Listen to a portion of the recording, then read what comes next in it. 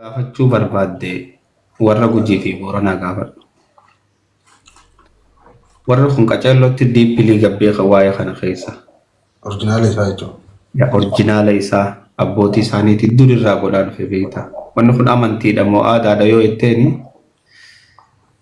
akka inni aadaa ta'e sitti hima. Garuu uummanni gartee amantii biraa keessaa dhufe waan kana amantii fakkeessuudhaaf micciiramanii yaalanii turan. Keenyaas isaan dhagahee kunoo amantiidhaan gartanii jechuudhaan irraa qorrifachuu sii galee qubatti laatanii. Waan kana waan isinillee arkaa jirtan. Daarektilii waan namuu arkaa jiru. Irreecha san keessatti uummanni hoggaa dhaqe mareehoo jaa mareehoon baga gartee amanni maree naannawee nagayaan nutti deebi'ee. Irreecha lama tokko ka tulluuti tokko ka malkaati. Mareehoon tun duuba wayii badii qabdi. Latti bar waan isaan amantii godhanii sitti himu jira. Maaliif jennaan bara amma iidanutis warri amantii musliimaa warra baranaa kabara eegaree numa jennu. Kana jechuun immoo mareehoo jechuudha bara jechi laal ni hiikame malee mareehoo jechuudha. Warra baranaa kabara eegaree jechuun mareehoo hoggaa hiikame. Amanni naannawee hoo nagayaan nu dhufee hoo maree hoo waan kana fuudhaniititi amantitti deebisa. Oromoon sujuudan qabu qabadhaa takkitti tan. Oromoon ol godhata malee warri muka jala dhaqee sujuudu sanii warra silata seenaniititi silata jechuun rabbi yoo waan akkanaa naa goote waan akkanaatiin godhaa jaan. Uummanni kun muka san jalatti wanni dhaqee waan san godhuuf waan takka qofa. Nama arsadii ja'anii ni jira. Namni arsadii ja'aniin kun balaa wahii dhiyeesseetiti muka san jalatti jalaa beeka. Guyyaa 8 muka san jala soomane obboleessa fi seenaa tana namni namaa himu hin jiru. Guyyaa 8.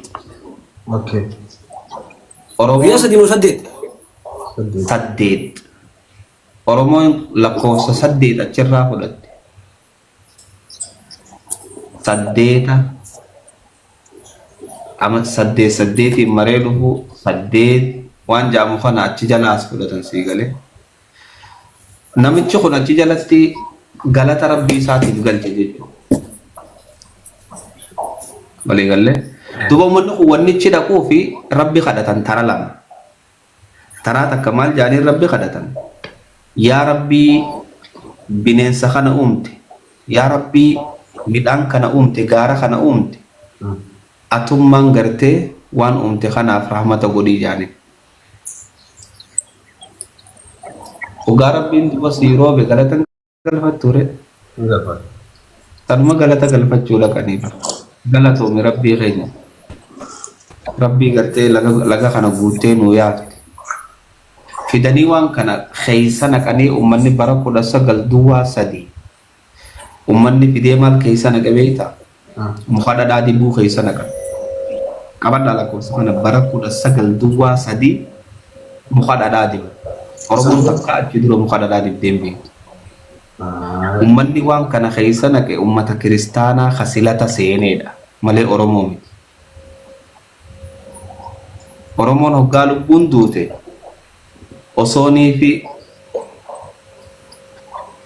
osoonii fi guddaan jiruu daa'ima fudhattaa ja'anii samitti ol garagalanii haasawanii beeka. Maal si goone maalurraa fudhattu homiidhaa beeka.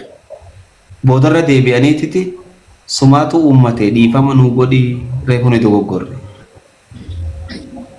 Digalee wanni inni namaan seemu jiru kuni aadaa isaan godhachaa turanii fi waan isaan godhachaa turan haala suutaan fidanii waan hin taane itti naqaniititi amantii fakkeessan. Dhaloonni duubaa ka dhufe kun akka xiyyaa fi keetii maal jennan amantiidha amantii waaqeffataati.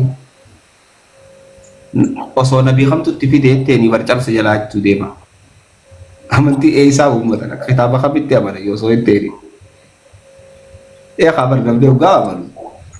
takka dhagaa tokko godhatee itti amanaa miree akkasii bara takka waan sabirraa dhufe itti amanaa bara dhuma lama kitaaba kamitti amanan yaggee nabii kamitti amanan Isaa dhufe ummanni Isaadha nabii Isatti amanan rabbillee ajaaniin isii galee ummanni Yahudaatis akkasumatti nabi Muusatti amanan ilmaan rabbii fi ajaanii malee haya tanneenoo amantii dhoggaa janga aidiyaa tokko khalafa khaayametti amanuu jechuudha miti mee aidiyaan san Isaa dhufeef yoo itte ati ummata waaqeffata rabbii taasii jaa dhufeetu Waaqa gurraachoo.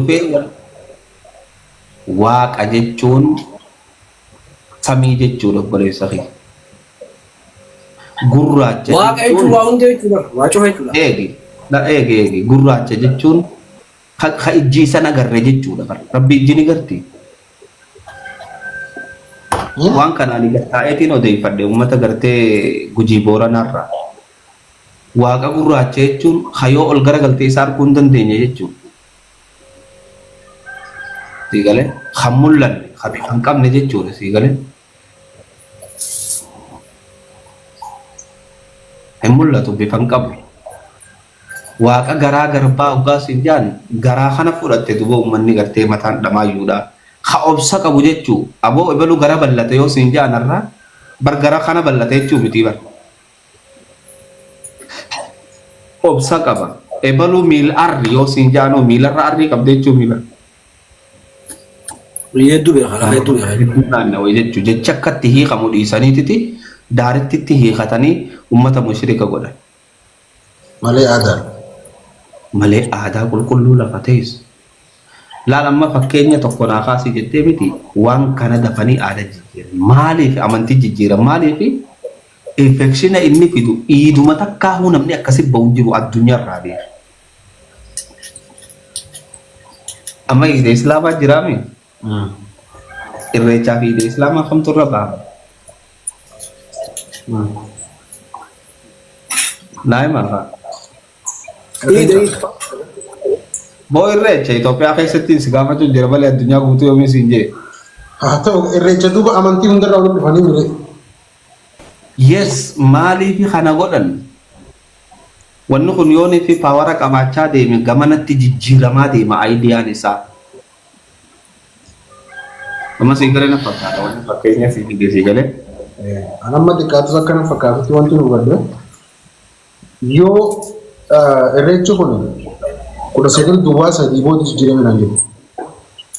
Muka dhadhaa dibanii si jee muka dhadhaa dibanii. Muka dhadhaa dibuu sun bifa jijjiirachuu isaa ibsaa beeku. San dura bifa aadaatiin deemaa ture. Yaa uummataa sunti ideen si jee warra seelataa kiristaanota. Naa gala tasilataa tana naa qabiitii sitti si deegaa. Erga gaafa sirraa bifa jijjiirataa dhufe so dhaloonni amma jiru kuni 19 duwwaa sadii san duratti deebisee bifa aadaatti jijjiiree bifa aadaatiin ilaalcha aadaatiin itti fufsiisuu qaba. Yes, akkatti hin fufsiisne immoo aayidiyaa namaa keessa amantii jedhanii seenee jira karaa takka baasuun nama dhiba. Is aadaloojinni seenaa ni qaba. Turiin dubbadhame badee Hamza. Waa'ee irreechaa kanarratti an duraan osoo amantii hin ja'amin dura irreecha godhuun ture an suuraaleen hin qaba 2013 faa 12 faa jechuun osoo akkanatti hubannoon irreechaa kun akkanatti hin babal'isin ayyaana waaqeffannaa abbaa Oromoo faa kaja'u tishartii asirratti barreeffannee piikcharoota si agarsiisan jira bareetti agartee jira. So waaqeffataa ta'uun of ta'uudha of ta'uun seera uumaati minaamin jaa tishartiin. Gaafsan an jecha san hin hiineessanitti waaqeffataa ta'uun of ta'uudha of ta'uun seera uumaati kaja'u san uffadhee suuraan qaba tishartii san stiil. Yeroo san gisee galma dheeni maaltu jaamu ture aadaa sirna keessan barattan. Dhawaata keessa magaaluma nan jiru sanitti waggaa takka lammadaa booda wanni sun akka amantii ta'e akka bifa amantiitti himuu eegalan. Wanti kun amma dhumaan tana addaatti nama boojisee fedheeti akka amantiitti hin turre.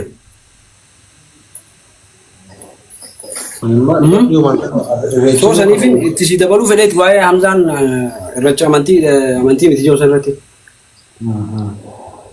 Yaa. Duuba amma silataa fi akka sanatti si deebi'a gaamsa. Silata kana isaantu bifa silataa godhee fakkeessee fideeti. Silatni kun amantii keenya keessatti ni jira wanti. Egaa sila jechuun akka reeqatee fite sanitti yaa rabbii hiyya. Qodaa jaaniin nu biratti qodaa jaaniin. Yoo akkana naa taate akkanan sii godha yaa rabbii hiyya yoo gartee dongora haala naa deebiste yoo salaata naa laaffiste miskiina hagana sii nyaachisa maqaa keetiin jaanii takka jechuun takka numa jirtii malee. Wanni sun keenyaaf isaan irratti ammaan tana rakkoo qaba garaagarummaa yaadu. Laalake wanni bakka kanatti ati wantoota gama amantiitti jijjiira keessaa tokko kanaan jennaan ifin jee aaduma sanu. wantoota gartee ummata akka ummanni shirkiidha jedhu taasise kee saayinsii jechu jira. Ummata keenya kan islaamaatiin seemu jira. Silanni rakkoon qabu. Amma isaan muka silata seenanii mukaaf sujuudanii ummanni amaaraanis sujuudaa rakkana jaan agarre. Ummanni amaaraa dhufee muka san jalatti salaatuun takka malee. Uummanni kiristaanaa uummata amaaraatiin miti uummata kiristaanaa. Uummata kiristaanaati dhiifama afaaniin nu bareebar. Akkanatti muka jala sujuuduu turan sii galee waan saniitu gabbaruu fakkeesse. Oromoon ammoo sujuudumaa hin qabdu beekaa. Hin sujuuddu isiin. Mataa gadi hin qabattu ol qabattee kadhatti malee yoo kadhattees. Wanna kana jijjiiraa dhufe jechuun fadheeti. Ammaas wanni waan kanarratti akkana afaan dheeratee fiigu ummata maqaa baafatee deemu beeka. Ummata maqaa baafatee deemu waan siin jiru islaamuma tana keessattuu maqaa baafatanii deeman. Fakkeenyaaf ahlus sunnaa jedhanii, salafii jedhanii, khawaarija jedhanii, ahlul hadiis jedhanii, ahlul athar jedhanii maqaalee kan akkanaa baafatanii warra deemuutu waa hunda dha'uudhaaf fiiga. Yoo ati isaan kilaaftellee dafanii maal siin jedhan beektaa? Kaafira wanni isaan sii kan dafanii kana. Dafanii. Amma Oromoon aadarraa waan takka qabaachuu ture. Waan tana yoo dhaqqabdanan hin beeku. Maal qabaachuu turte beektaa? Oromoon sadaqaan kadhattu aadumattu. Oromoon waaqa kadhatti malee sadaqaan kadhattu. Ahmad yaa. Akkamiyyoo kanaan jettu taate yoonii fi roobni isaanirraa cite ka'anii shuumoo affeelanii muka jala bahanii digale shuumoo tana facaasanii maal jedhan magani allahu Allah jechuun magani allahu yaa hafiiz yaa salaam yaa tiisaa yaa nagee magani allahu jaanii gamana facaasan osoo isaan muka san jalaan kaane roobni roobaa fi beeka. Yaqiin waan ta'eef. Garaadhaan kadhatan waan ta'eef sii galee waan san uummanni dhufeetiti shirkiidha jee jalaa dhabamsiisee beeka. Shirkiin godina jaadhimee jinni roobee fi jara kana naa himame. Jara afaan qaban. Mee jinni roobee fi rabbi sodaadhaa ta'e. Rabbi roobee. Thank you araarsoo fi Rabbi roobee. Haya rabbi shirkiin godina jaanii kamit door kana mee osoo gaafatte mee kootu sheekha jinni roobee fi yeroo uummanni rooba kadhate jinni roobee fi shirkii roobee fi yoo itti caluma jaa jechuudha. Oromoo kadhabbaasan jechuudha Oromoo takkaa kadhattee hin beekne. Booranaa beelaweenuu kan dhaqqabaa jechuu eegalle sii galee Harargee beelaweenuu dhaqqabaa duraan Oromoo rabbi kadhatti sii galee. Uummanni harka isaanii fi rabbillee adda qote jechuudha. Wallaahi. Haala kanaan warri dafee waan kana amantitti jijjiiruu fedhu. Amma gaa dubbii reefu irraa kaan hin dagatina. Heeraa fi seerri gadaa yooniif barreeffamee kan kaayamu taate what is next wanni itti aanu maali? Kitaaba amantiitii siin jedhan. Gaafiin kiyya kan asirra naa deemu. Ka eenyutu eenyuu gadii? Amma gaa Oromoonis illihii waan jaamu qabdi beeku. Eenyutu eenyuu gadii yaada ji'uun inumaatu masgiida durii hin qabnes jaalata sii galee. Tana lafa qabaddu ati. Akka addunyaarraa hajjii fa'aa jaalataa Oromoo laasi dubbaadhaaf yoo illihii keessii galee amala isaatiin beeka.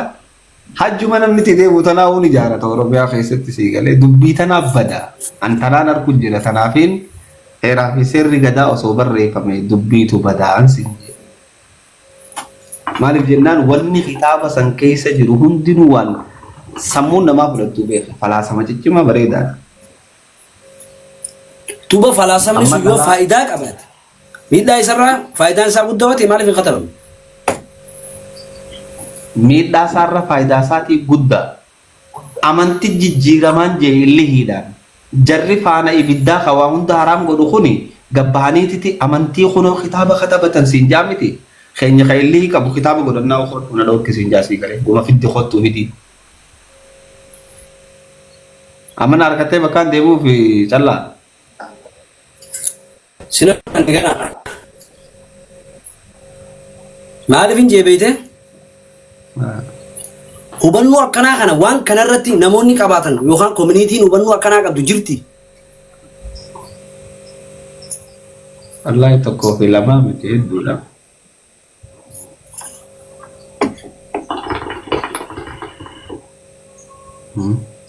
Ani amma Dhuunfaa isin dhaggeeffachuutiin jira shishaan jira. irreechi akka gaafa dura Oromoon dura itti kabajuu turteedha. Bara 1923 keessa jijjiiramuun ishiidhaa nana jedhama. Maaliif yoo jette? Amantiin teenyaa akka agarreefu wantu. Rasuulli sallallahu alaihi wasallam yoo dogongoreen sirreesse. Ana muslim jedhe akkasuma mire Akkas. sanboota firqaaleen garagaraa dhufe. Amantiin ofiishaalii taate addunyaa kanarratti biliyoona hedduu hordoftoota qaba.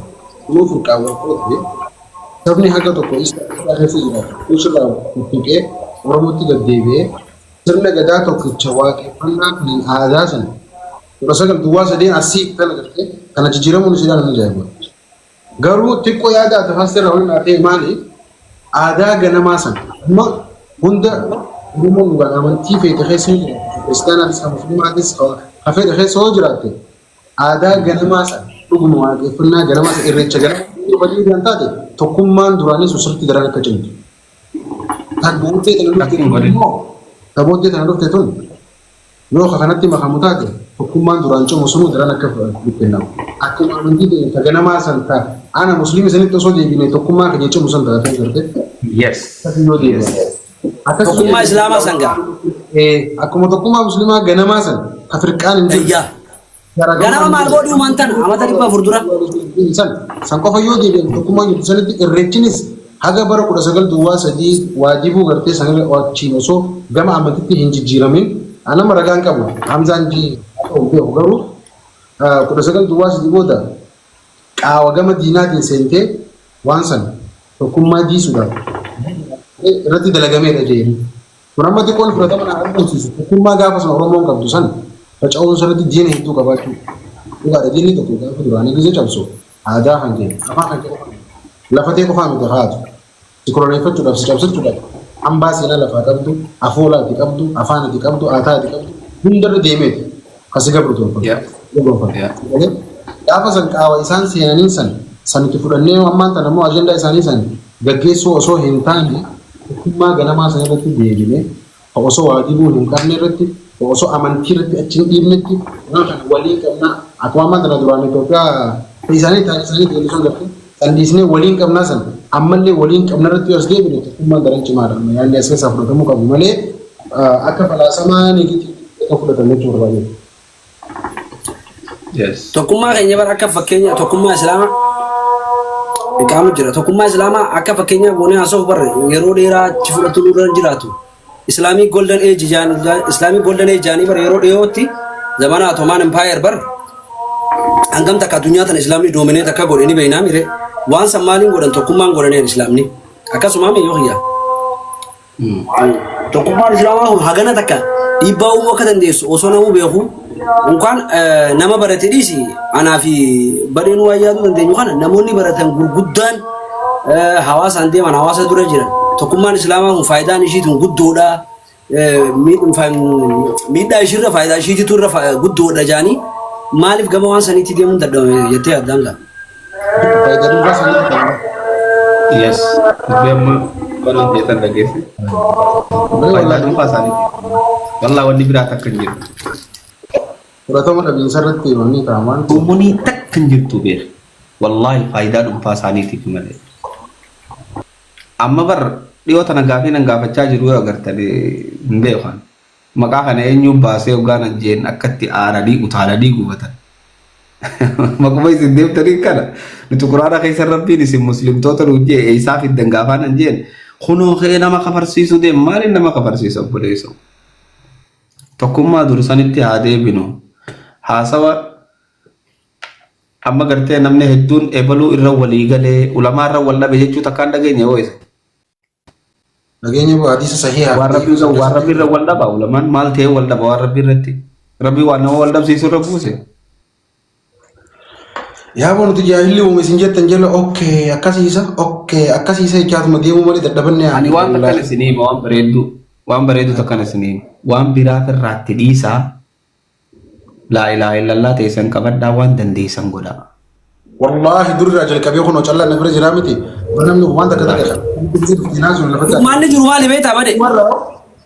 ila chakha insan Furmaanni jiru namu baratu namu haga dandee baratee irra ga'u barachuudha. dhagay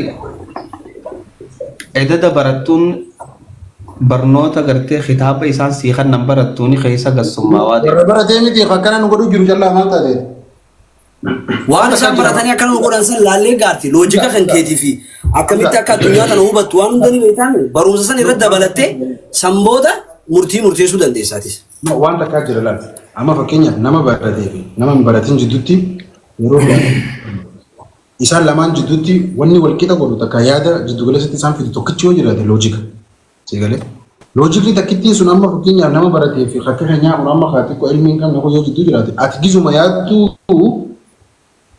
Facainsarra tokkummaa filattamu facainsa filattamu kan filatta tokkummaa filattamu Maraataa moo jette? waan takkan isinii hima nama kana taa'u ka isa duuba kitaabni guute tokko nagarreete wanni san hundi amantii miti wanni akkasi shiri isaan jee san hundi aayidiyaa namaati amantiin kitaaba lama qofa qabdi kitaaba tokkicha quraanaatii fi hadiisawwan qulqulluu hanga kitaaba sadii ga'u qofa wanni taan hundi aayidiyaadha.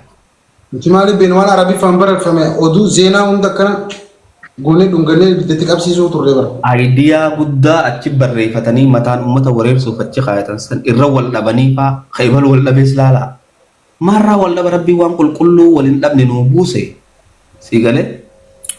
لا أفلا يتدبرون القرآن ولو كان من عند غير الله لوجدوا فيه اختلافا كثيرا جاء وصوني في قرآن Ayaatan ansiin joosanii gartee badhaasu.